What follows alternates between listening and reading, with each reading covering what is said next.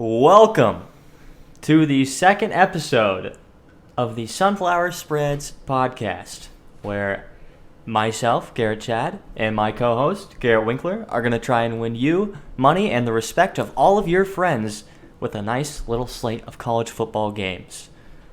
All right, let's go, baby. Week 6, right? Week 6 recap? Yes, week 6 of the college football season has it has finished. It is all over, and we had a nice 14-game slate. Jumping right into it. All right. Well, you know. Any opening comments regarding to the pod or anything? Well, first, shout out to all of our listeners on Spotify and YouTube. Maybe leave us a little review, maybe a little rating. Comment on YouTube. If you got anything to say.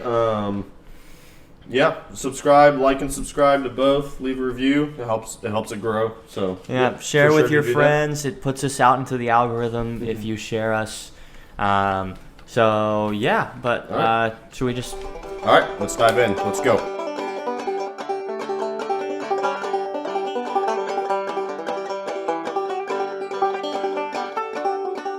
All right, nice little 14-game slate here, as I said earlier. Should we just go in order? You want me? We'll start off with records real quick. I went 9-5 this past week. Chad went 7-7. Hey, didn't go negative. 7-7 with some very questionable losses, but we'll get into those here shortly. Go ahead and go through your slate. My slate. All right, so my 7 wins. I was correct about the Tennessee game, the Mississippi State-Arkansas game, the Red River rivalry, Oklahoma State. They covered 9.5. UCLA, they covered and won. Boise beat Fresno State pretty handily. Michigan did not cover, so that was a dub in that sense. So those are my 7.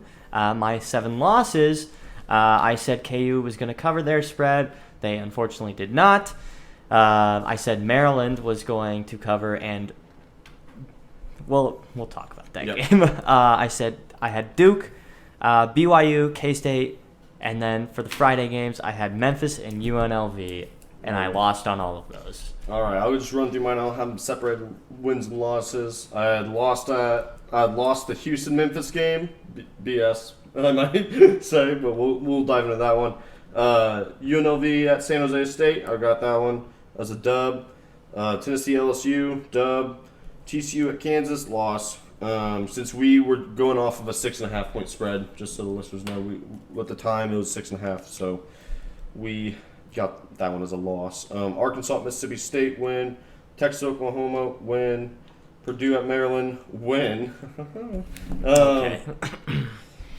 Texas Tech at Oklahoma State, win. Barely. Utah at UCLA, I said UCLA UCLA plus 3.5. That was a win. Duke at Georgia Tech, that was a loss. Yep, Duke just let me down. That was it would have been my lock, but oh, whoopsie. BYU at Notre Dame, loss. Fresno at Boise, win. And Kansas State at Iowa State. Kansas State did not cover, but they covered the 2 points, so that's a loss. And then Michigan, Indiana, I had Indiana 22.5, and so they barely got it. So that was a win. All right.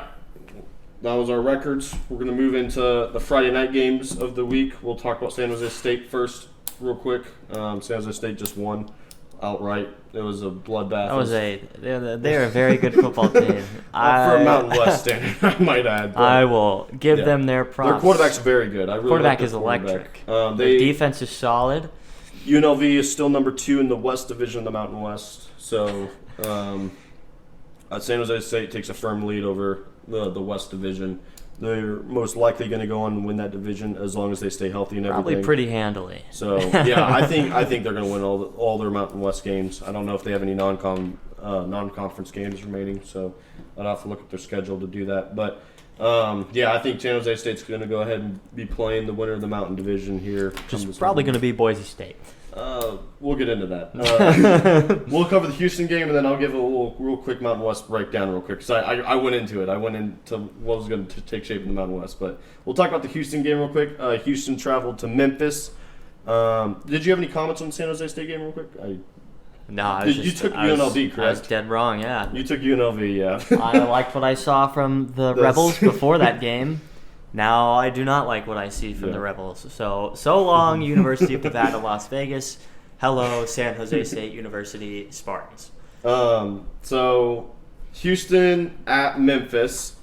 We changed the channel on this game to the San Jose State game because we thought that Memphis had in the bag. There was, I think, 4 minutes to go, and the score was what, 32-19? 32-19. Yeah, and with 4 minutes to go, so we changed the channel, and then you got an update on your phone, and we had to change it back to the Houston game because Houston, it was right after they recovered the onside kick, and all I gotta say is fuck Houston. Like I'm done betting for or against Houston. I won't touch them the rest of the year, most likely, because they're the most inconsistent team inside of a game. Does that make sense? Like, no, I mean, so I think we just need to take a second to appreciate just how brain dead that Memphis' coaching staff may be. All right, so first we'll get into blowing the lead.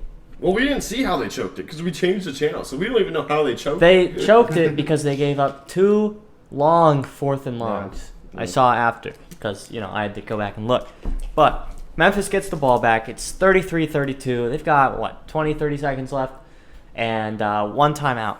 Certainly doable for an offense that was moving the ball at will all day. I mean, outside the Chiefs, it's very hard to do that, to be fair. But they could have gotten into field goal range. Is my point. I get you, but to be fair, the game was lost before that. Oh yeah, but you have, let's see, they throw it between the hashes.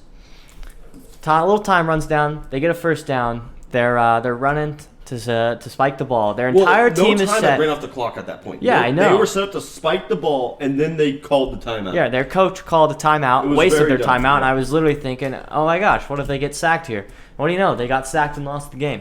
So Memphis, I agree. If 2 seconds ran off that clock, you call timeout to save it. But no time would run off. They're all set up. They're ready to go. Memphis, you suck. Houston, you also suck. Both of you can. Memphis, I believe, is 3rd or 4th in the American, so they can still regain as long as they went out. But I just want to put that out there. Yeah. Okay, so that's cool. So that was the Friday night games. I'm going to move into a little bit of Mountain West Conference talk real quick. So San Jose, like I said, takes control of the West. They're in their destiny's in their own hands, for to say. Hopefully they stay healthy. Their quarterback looked phenomenal.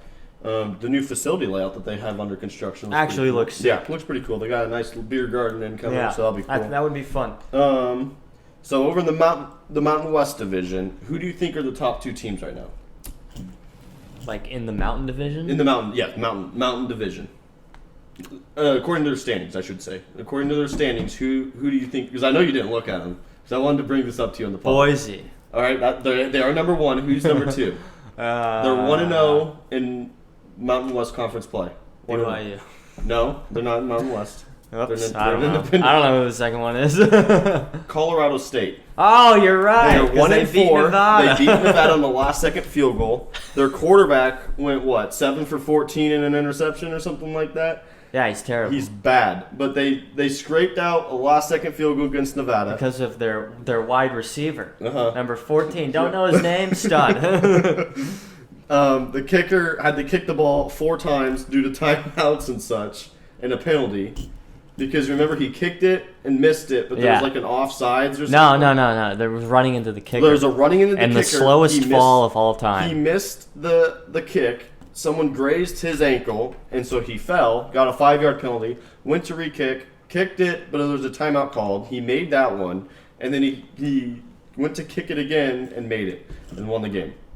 And then they got trash thrown at them. Yeah. By Nevada fans. Stay classy, Nevada. Yeah. So...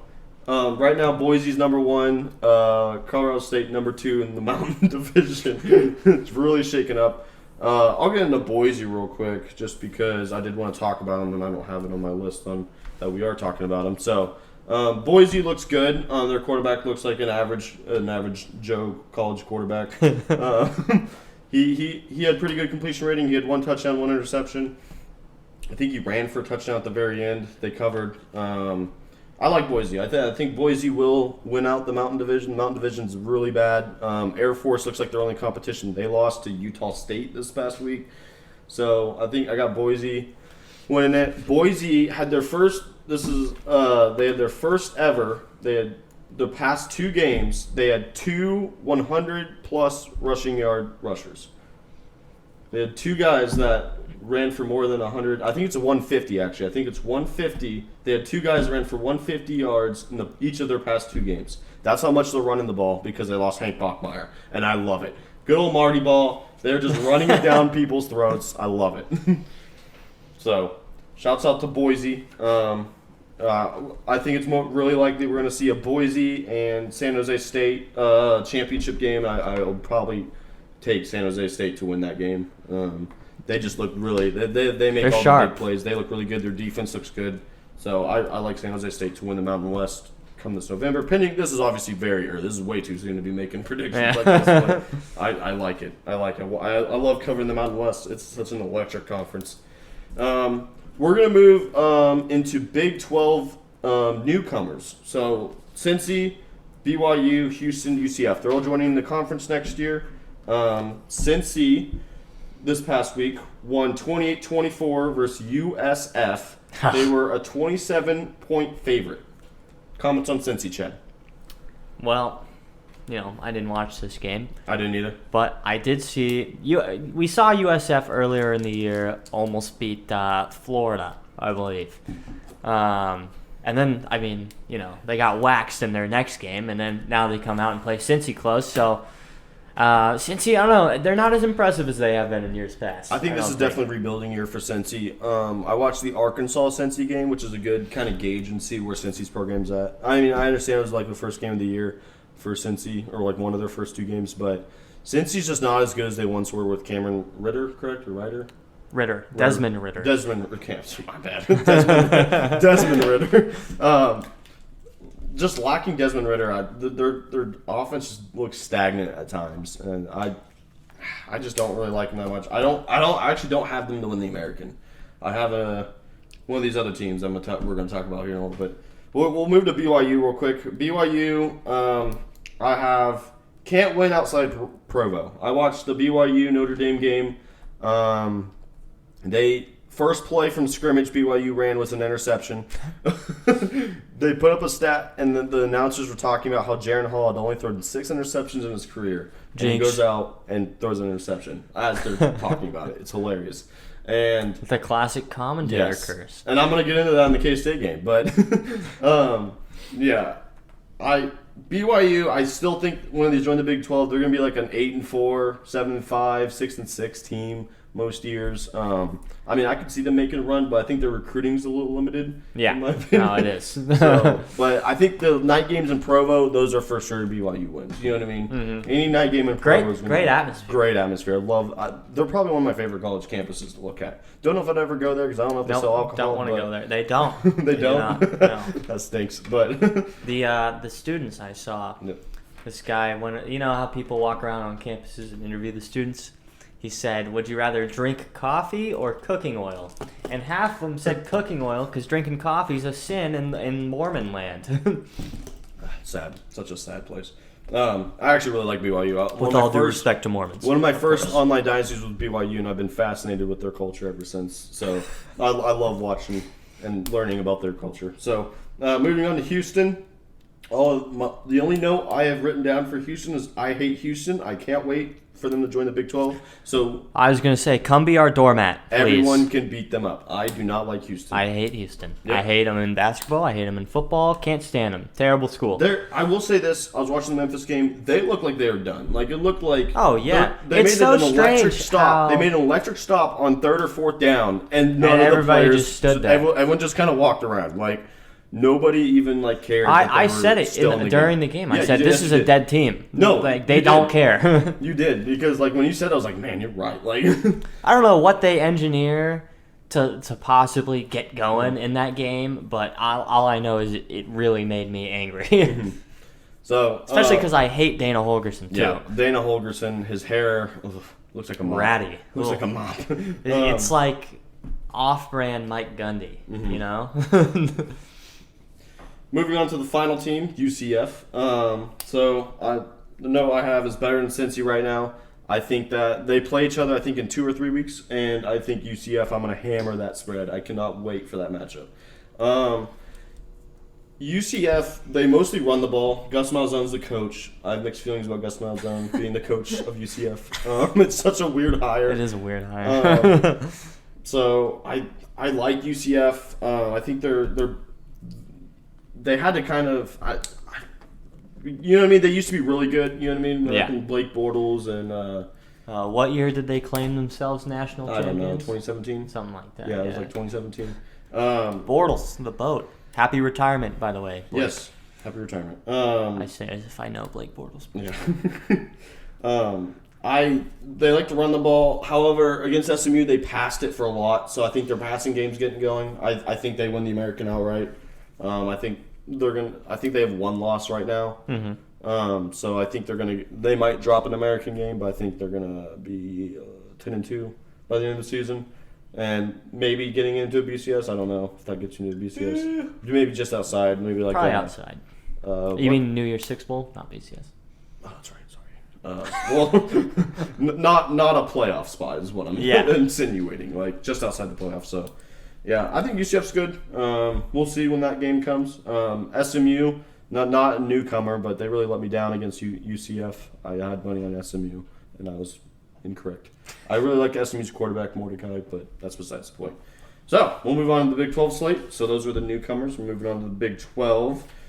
We'll go in order. We'll start with Kansas and TCU. Chad, I will give the floor to you so you can start ranting.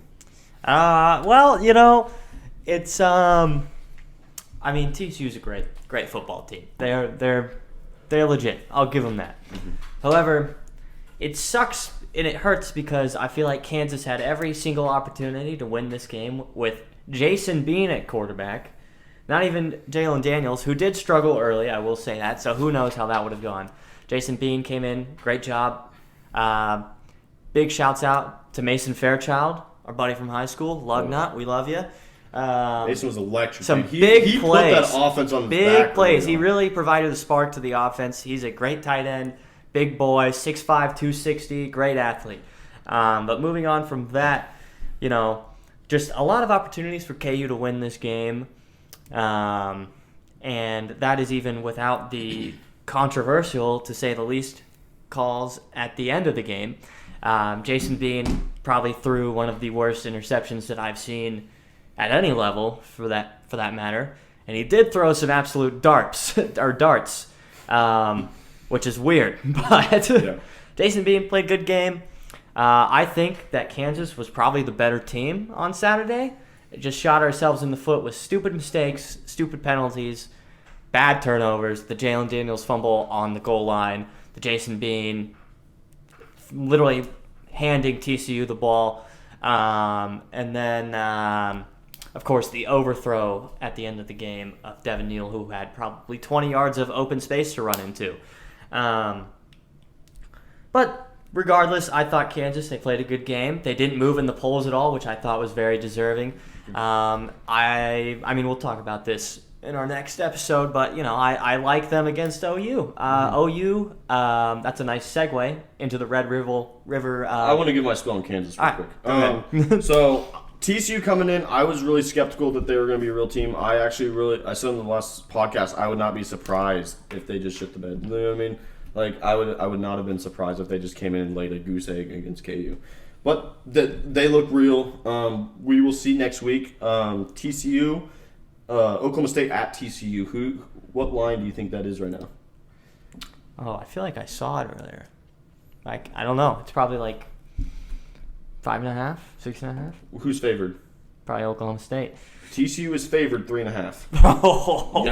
Yeah. Oh, man. I might hammer that. Yeah. So I do think TCU is a real team. I think their offense is good. Their defense looked kind of lost at times. Going to Jalen Daniels real quick, he did not look very good in whenever he was in the game. Does that make sense? I think Bean came in and played what Jalen Daniels I think he made up, if not did better than what Jalen Daniels would have done if Jalen Daniels was in the game. Well, I think Daniels was starting to get going a little bit. He was starting to play more in the flow of the offense, and then he has an AC separation in his shoulder now. So how long is he out for? Well, I'm not a doctor, but I did Google it, and you can be out from 2 to 12 weeks depending on the severity of the separation. Okay. It's basically just a shoulder separation. Jesus. All right. Well, prayers out to Jalen Daniels. Yeah. But it's Bean time, and I trust Jason Bean after that performance. When Jalen Daniels comes back and Bean holds down the fort, let's say he goes 500, okay? You guys have a tough schedule coming up, so it's going to be hard to go, 500 over the next 4 games anyway. I don't have KU's schedule in front of me, but... I memorized it. Okay. It's OU, Baylor, Oklahoma State, and then either Texas Tech or Texas. I think it's Tech. So let's say you go 500 in those games. Do you think you keep Bean in there? Or do you replace him with Jalen Daniels? See, and that's why I'm not Lance Leipold. That's fair. I think you just have. If Jalen was in there, do you think you go 500? Probably. Or over 500? I think either way. I think this team is good enough to go 500 in those games. I think OU's. I never thought I would say this in a million years, but I'm probably going to chalk KU up as a dub against OU. Baylor's kind of a toss-up for me. We're going to lose to Oklahoma State. And then Tech is... I like our D-line against Tech's O-line, so... but I guess they said that about Oklahoma State, too, and that was close. So that might also be a toss-up. Could go 3-1, could go 2-2, could go 1-3. Probably depends on how the ball bounces. I like Bean. I think he's gonna give... I mean, obviously, like the announcer said it, that he's inconsistent on some throws, and I agree. Like, there's just some throws that he should have hit there, but he didn't. But I think overall he made up for what, losing Jalen Daniels. Mm-hmm. I liked his reads a lot more on the option plays than what Jalen was doing. His reads were not good in that first quarter, for sure. And Bean is the fastest guy on the entire roster, fun fact. Mm-hmm. So he does bring that element of just... You can just run with your quarterback. And they showed it a few times there in that TCU game. He had a few just quarterback-designed runs. It took for 10, 15 yards without even breaking a sweat, So I do like Jason Bean. As long as he can be more consistent through the air, I think KU's got a pretty good shot. And like I said, they have the talent. They have the coaching to piece together at least 2 wins over this stretch, I think.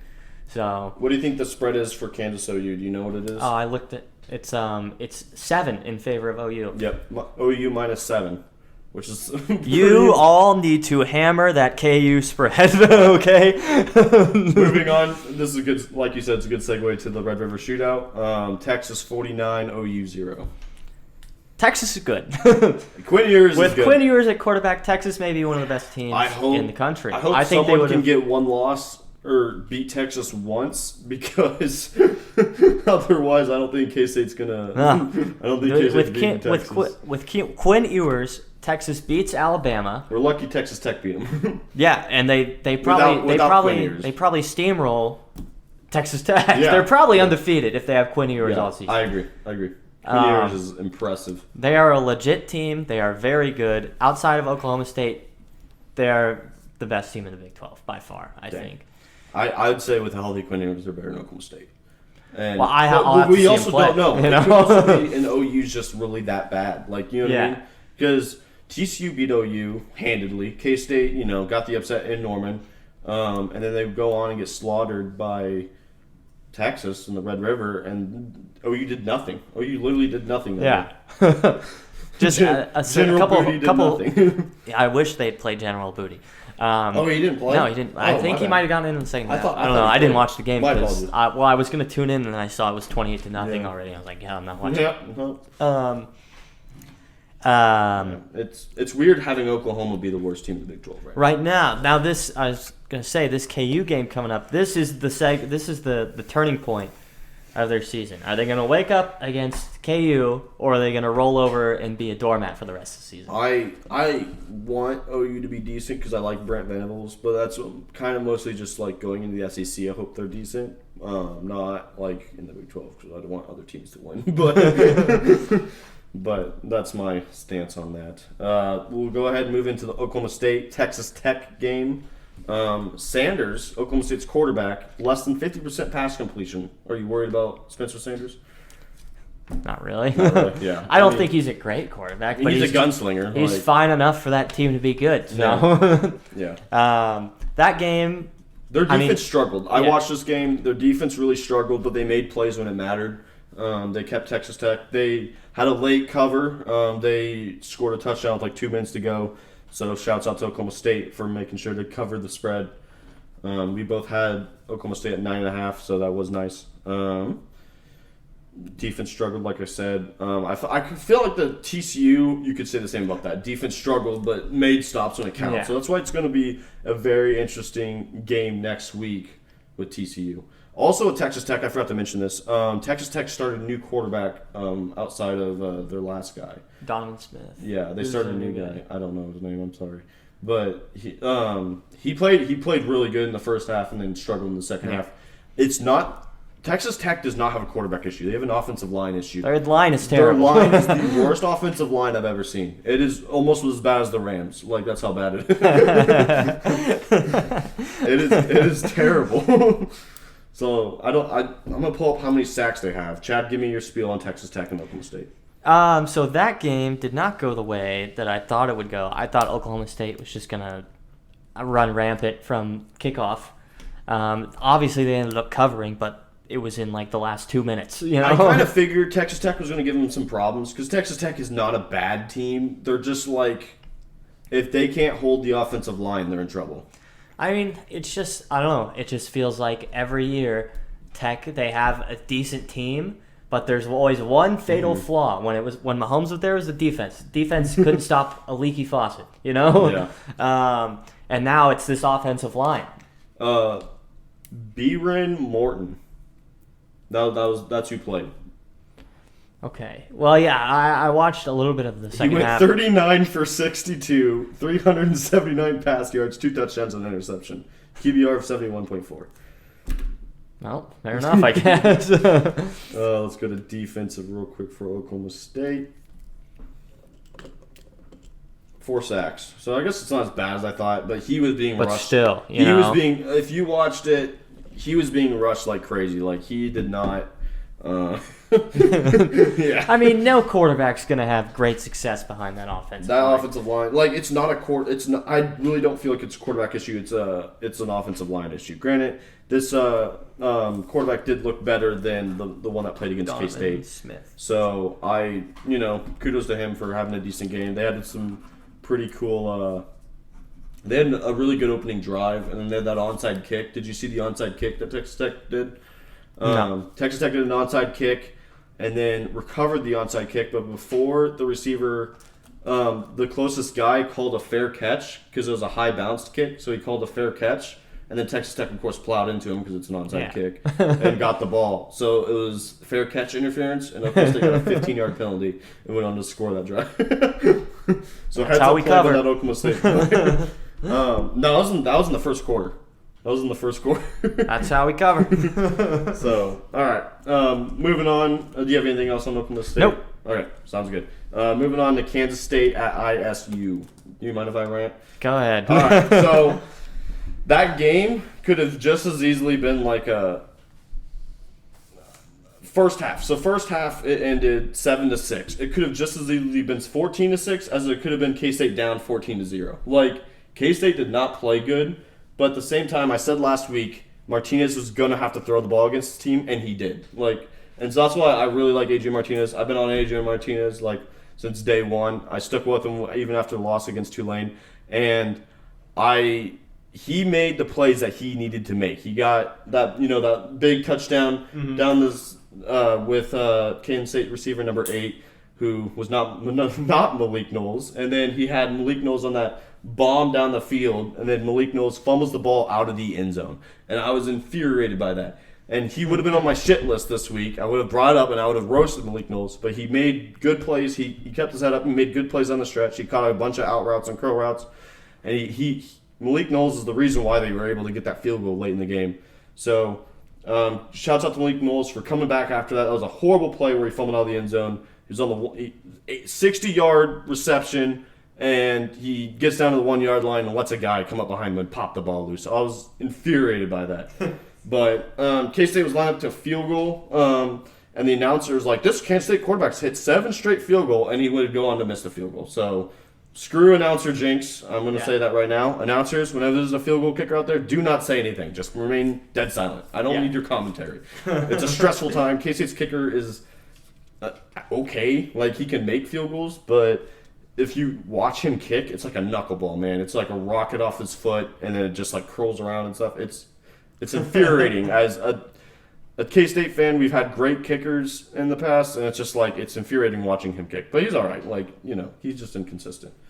I also felt like nothing went K-State's way this way. Like, not like officiating or anything. I just felt like we struggled in general. But we got the dub. They found the way to win, and that's like K-State football. The time of possession at half was K-State 12 minutes, Iowa State 18 minutes. And so Iowa State was doing what K-State normally does to teams, while just hogging the ball. So, and then of course the second half just shifted. I don't have the exact number, but K-State was able to hold on to the ball more, and that's what was really the difference in the game. So I feel like Iowa State was just a bad matchup for Kansas State, in my opinion. But they found a way to win. That's like how you got it. And I also have this last quote: "Good teams cover, great teams cover the spread. K-State's a good team." Good teams win. Great teams cover the spread. My apologies. You missed. It's okay. All right. Good teams win, great teams cover the spread. And K-State is a good team. They're a good team. Couldn't cover -1.5 on game day. I feel like every week K-State's going to play to their opponent. I feel like that's just how it's going to be. That's the team they are, for sure. Do you have any comments? Sorry, I kind of went all over there. It's a classic, it's a good Farmageddon game.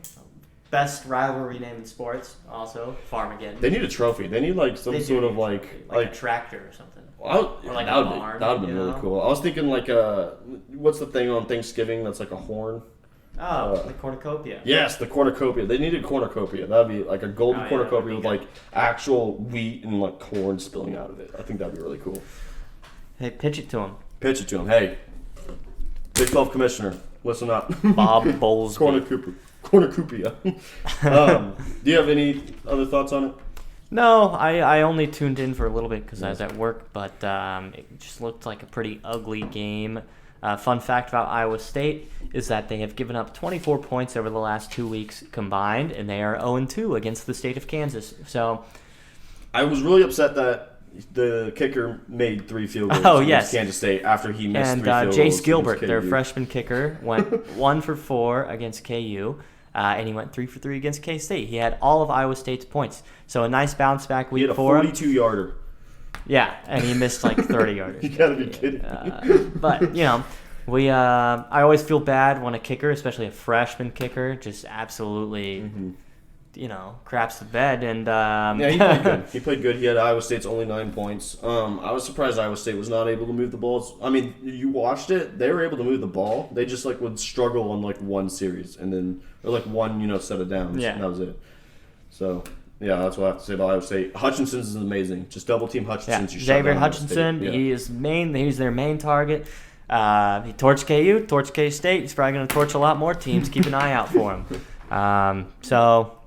We can all right. Leave it there. Next up, we got Purdue and Maryland. It was a Big Ten game. What was the final score? Was it 31-29? 31-29. Purdue won. They got me the cover and everything, so good job, Purdue. Chad, I'll open it up to you. O'Connell played good. He had a couple fumbles and interceptions, but overall I think he played good. Maryland played pretty damn good football game. The defense forced turnovers when they needed to. But this is one thing I did have to say about Maryland real quick. They did not capitalize off of any of those turnovers. Oh, yeah, no, they didn't, for sure. And you have to capitalize off those turnovers. That's like 28. I think they had 4 turnovers. That's 28 points. That's an extra 4 possessions. You have to at least get a field goal on those, at least, and score on 2. You have to take advantage of turnovers, and Maryland didn't, and that's why they're 4-2 now. And I have to sit here and say that I was an idiot for saying that Maryland would have 1 loss going into the Ohio State game.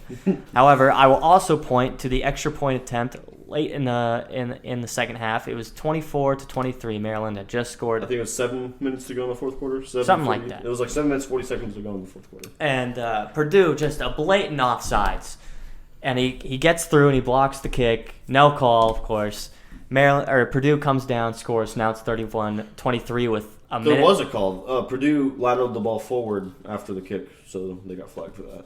Oh, Great. Fantastic. Let's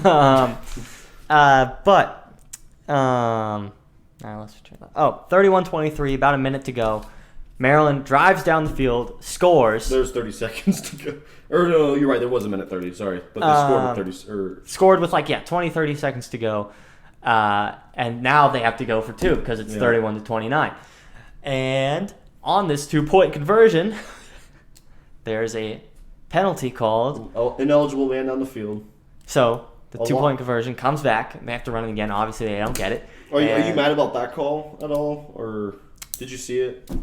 I saw it. The guy was there was an offensive lineman that went halfway into the end zone because they were doing an RPO. Right. So it's just it's something that what's going to happen. Yeah, I mean, it's fair enough. But unfortunately, Maryland, you were good, not good enough. And now I have to sit here and say that I was a fool for believing in you. But you know what? Depending on your matchup this week, maybe you'll get lucky. Maybe I'll keep believing in you. I actually agree that guy was offsides. I'm not going to fight you on that. But there's also, Maryland, like I said, they had 4 turnovers that game, and they were not able to capitalize. Oh, no, I mean, it's the same thing. Maryland should have won that game. You know what I mean? Yeah, it's the same thing as in, kind of a KU game. Sure, questionable call by the referee crew to not call the... Don't be in that situation. That's what I'm saying. Exactly. No, Kansas should not have been in that situation. They should have already had 38 points because of the Jalen Daniels fumble. And they shouldn't have been in that situation anyway. Neither should Maryland. They should have already been up. So, Fair enough. Fair play, Purdue, I guess. Purdue's 2-0 in October. That's all I'm going to end on. Ooh, fun stat. 2-0 in October. Go Purdue. All right. So we're going to move into our look ahead for next week. So there's going to be lots of games there's a MAC game on Wednesday. I think there's a Big 12 game on Thursday. And I believe that there's another one on Friday. So it's kind of going to be an early week this week. We're going to be having a pod on Wednesday, or releasing on Wednesday. So look out for that. Let me get the official schedule here real quick. I had to pull it up. All right. So on Wednesday, Louisiana at Marshall. Not betting that game. Don't care. Thursday, October 13th, Baylor at West Virginia. Do you have any initial first thoughts? I'm not talking about spread here. I do have Baylor minus 3.5. This is just initial thoughts. You don't have to make an official pick. I mean, my initial thoughts are that West Virginia's not a very good football team. I like their quarterback, though. I mean, JT Daniels is fine. Neil Brown's not a very good coach. Yeah, I do think that's a Baylor 24-10 game. You know what I mean? Baylor. I'm not very impressed by Baylor either. Sharpen looks horrible. I'm not big on him either. I think he's a very prominent weak link to their team. But, I mean, I'm still probably going to take the Baylor spread. I mean, if it's 3.5, West Virginia's... I mean, I know they're coming off a bye, but... They're not very good. I agree. Temple at UCF. UCF is a 24-point favorite. Temple's bad. Temple's real bad. Temple's bad. But I don't know if I want to touch that game because I don't know. I haven't seen UCF enough, but I do know Temple is bad. So I'm gonna mark it. I don't know if I'll bet on it just quite yet. I kind of want to start betting on every Big 12 team and Big 12 newcomers just to get a feel, of them. That way I have an advantage next year. But I would probably do Temple plus 24 right now, just because UCF, they're a running team. They were favored by 28 versus Georgia Tech back when Georgia Tech was bad. And remember those days? Yeah, 3 weeks ago. And UCF didn't cover it. They won by 17. So I feel like that's going to be a very similar thing with Temple. That's my thoughts on that. Friday, we have the Navy midshipmen at SMU. My Mustangs. Mordecai is still at quarterback, so I might be betting on him. It is right now SMU minus 12. Navy's not very... Well, the past couple of years. Navy's on a down year. They're on a down trend. Navy has not been good for a few years now. It makes me sad because I used to be a Navy football fan when they had Keenan Reynolds. Big shouts to Keenan. You're a dog. Yeah, I mean, Navy's not very good. Yeah. I just haven't seen SMU enough. Would you be confident betting that spread in favor of SMU? Yes, I think SMU wins by 14. Okay. Then, yeah, sure. All right. UTSA at Florida Atlantic. Oh. Minus 33 points. Oh. UTSA. I was hoping it wasn't going to be that big because UTSA is good and FAU is not. I was hoping it was going to be like 23. I'm going to have to look into UTSA before I hit that 33, but right now I'm leaning FIU, which... Is it FAU or FIU? FIU. FIU is even worse than FAU. Florida International University. FIU is one of the worst teams in the country. UTSA is a very good team. FIU does have 2 wins. Against... I don't know who. They are against schools that do not exist in the plane of this realm. I'm pretty sure. Moving to Saturday, KU and OU. OU -7. We already kind of talked about. You want to make another comment on it? Or? How full do you think the OU stands will be? Probably pretty full still. Really? Okay. I think Good they're like base. a Nebraska kind of fan base where no matter how bad they are, they just show up. Yeah. So here's FIU's 2 wins this year. All right. Where does it start? They have a 1-point win over Bryant University, 38-37. Is that an FCS school? Probably. Yes. Okay. Well, I think they're a D1, but I think they are an FCS school. I think they're FCS. So, and then they have a 14-point win over in New Mexico State, which they followed up with a 21-point loss against UConn, and they lost against Western Kentucky 73-0. And I happen to think UTSA is much better than Western Kentucky. Really? Okay. All right. We'll move on to. We already talked about KU. Iowa State and Texas. This is in Austin. Texas -14.5. Well, I mean, Iowa State's defense is so salty, but now that I might take that just because of the defense. I think Iowa State does lose by 2 possessions, whether it's 10 or 14. Yeah. But even with 14, you still get the cover. Yeah. Yeah, Texas. I mean, this will be a great kind of gauge on Texas. Reality check, I would say. Because Iowa State has played Texas would have to win that game handedly for me to be like, okay. Yeah. But if it's another 1 possession, Texas beats Iowa State 17-10, I'd be like, oh, Texas. But to be fair, I think Iowa State's defense is legit. They held KU to 14 points, and KU followed it up with 31 points when they probably should have had even more.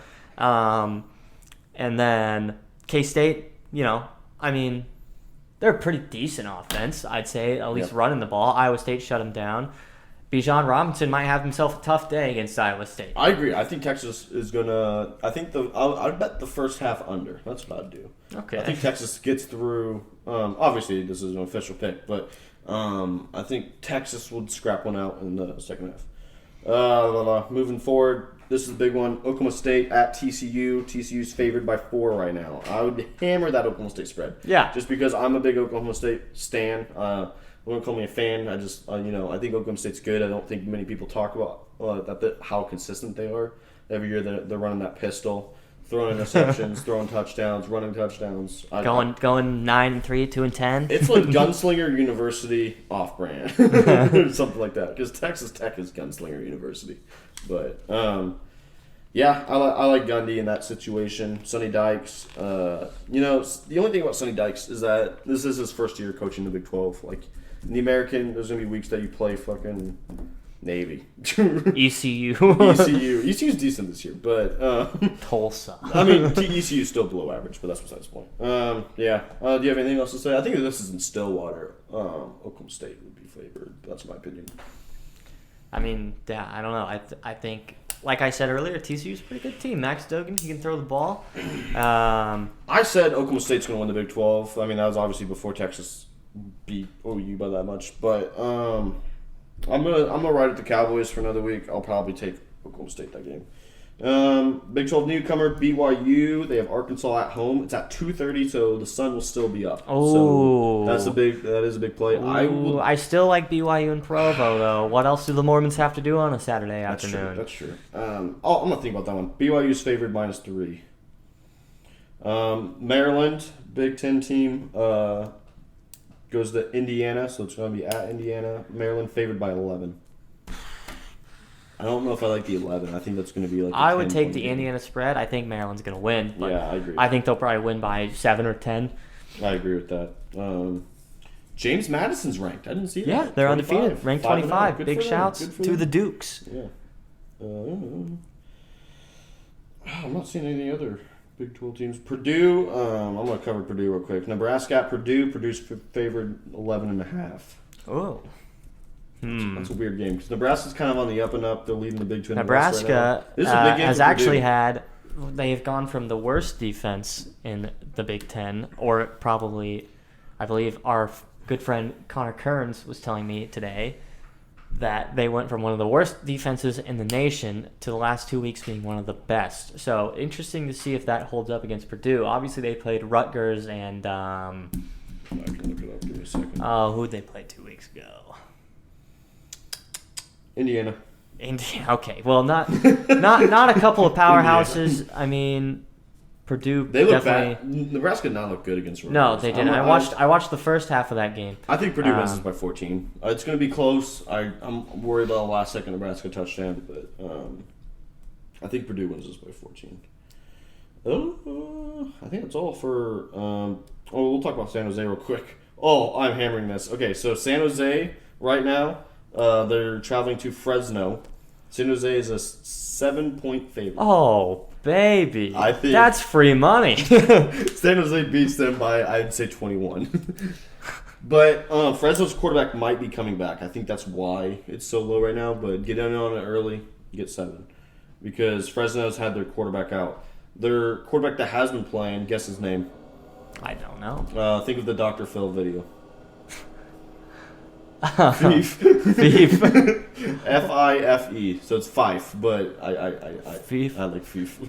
So, let's see. Fresno's quarterback might be playing. We'll break that down on our next pod. So, yeah, that's what I got. K-State's got a bye this week, so I don't have an obligation this week. It'll be nice. So that's all I got. Pod on Wednesday, like I said earlier. We did receive a comment from a listener out there. Chad, would you like to read the comment?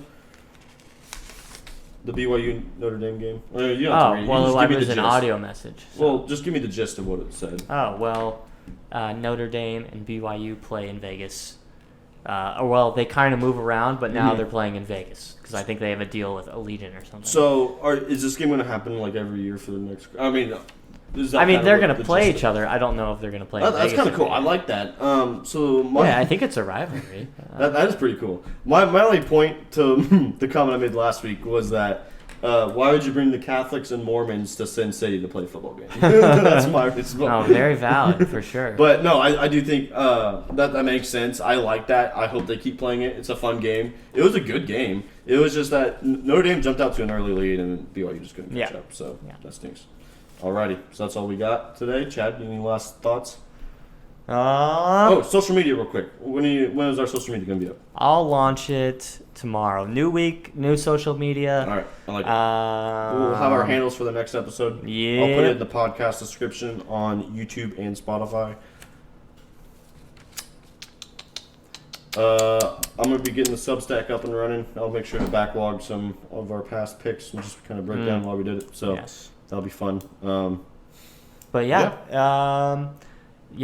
let us know in person if you see us. I know a few of you listen to this that I will see at work or whereabouts, or text us. If we win you money, if we lose you money, let us hear about it. Franklin, you let me hear about it. So, gamble responsibly. Yeah. We'll be here for the foreseeable future. Thank you for listening to another episode. Let it ride, baby. Of Sunflower Show. That's what made a difference today in the game. That's what made a difference in the call in front of their bench. $signs.